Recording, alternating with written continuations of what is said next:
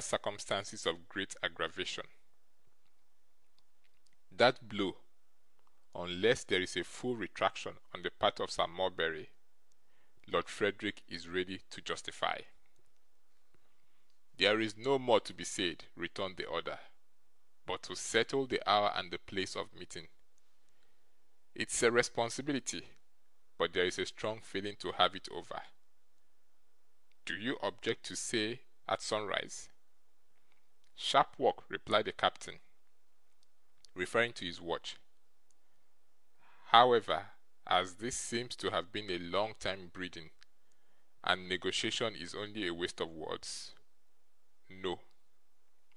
Something may possibly be said out of doors, after what passed in the other room, which renders it desirable that we should be off without delay, and quite clear of town, said Mr. Westwood. What do you say to one of the meadows opposite Twickenham by the riverside? The captain saw no objection. Shall we join company in the avenue of trees which leads from Petersham to Ham House, and settle the exact spot when we arrive there? Said Mr. Westwood. To this the captain also assented. After a few other preliminaries, equally brief, and having settled the road each party should take to avoid suspicion, they separated. We shall just have comfortable time, my lord, said the captain, when he had communicated the arrangements, to call at my rooms for a case of pistols, and then jog coolly down. If you will allow me to dismiss your servant, will take my cap, for yours, perhaps, might be recognized. What a contrast when they reached the street, to the scene they had just left. It was already daybreak. For the flaring yellow light within was substituted the clear, bright, glorious morning. For a hot, close atmosphere, tainted with the smell of expiring lamps, and reeking with the steams of riot and dissipation, the free, fresh, wholesome air. But to the fevered head on which that cool air blew, it seemed to come laden with remorse for time misspent, and countless opportunities neglected. With throbbing veins and burning skin, eyes wild and heavy, thoughts hurried and disordered, he felt as though the light were a reproach, and shrank involuntarily from the day as if he were some foul and hideous thing. Shivering, said the captain. You are cold.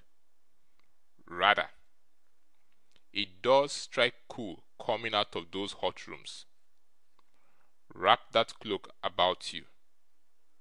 So, now we are off.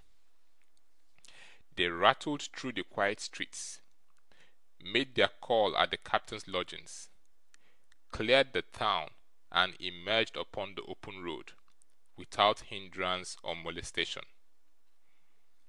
Fields, trees, gardens, hedges, everything looked very beautiful. The young man scarcely seemed to have noticed them before, though he had passed the same objects 1,000 times.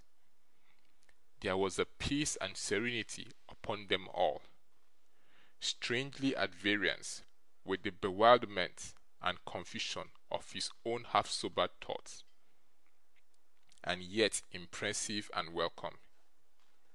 He had no fear upon his mind, but as he looked about him he had less anger, and though all old delusions relative to his worthless late companion were now cleared away, he rather wished he had never known him than thought of its having come to this. The past night, the day before, and many other days and nights beside, all mingled themselves up in one unintelligible and senseless whirl. He could not separate the transactions of one time from those of another.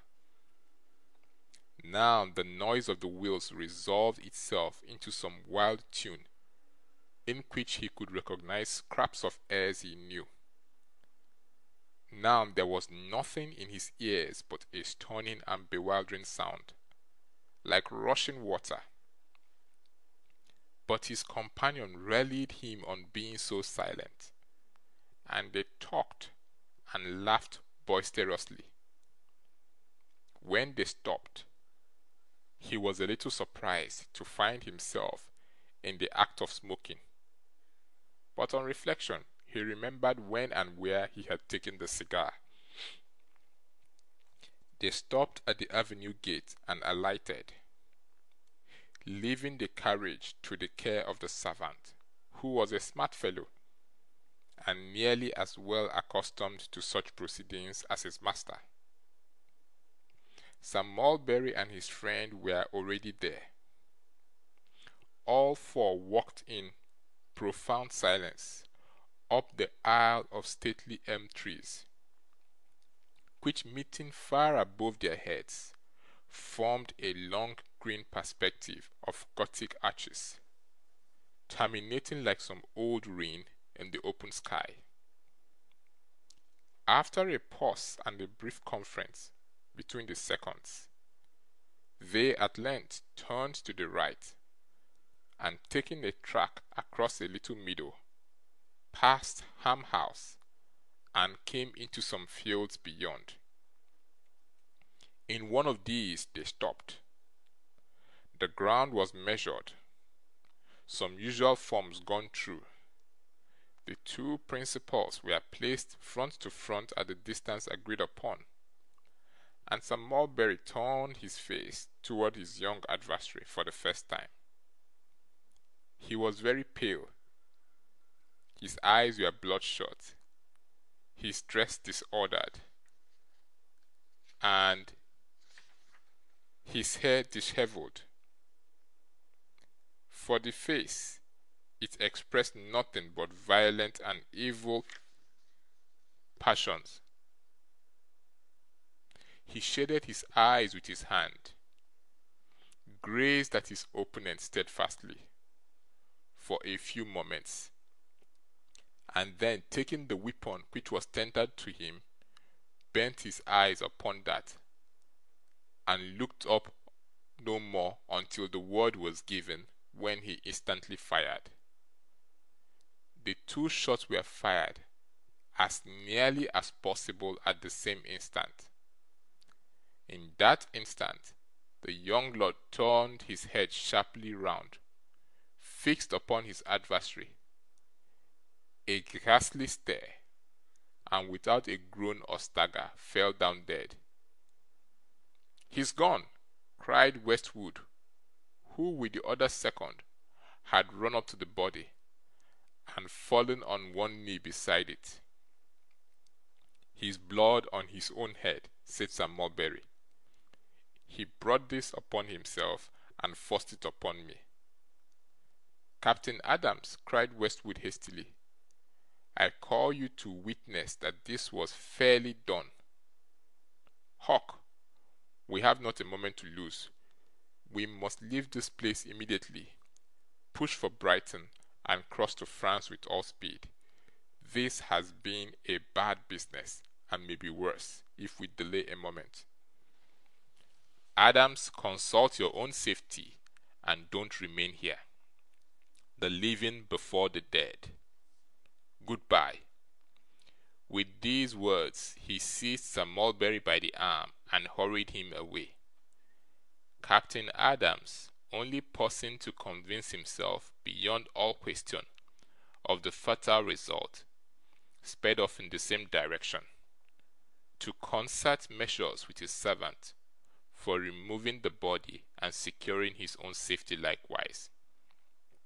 So died Lord Frederick Verisopht, by the hand which he had loaded with gifts, and clasped 1,000 times, by the act of him, but for whom and others like him he might have lived a happy man, and died with children's faces round his bed.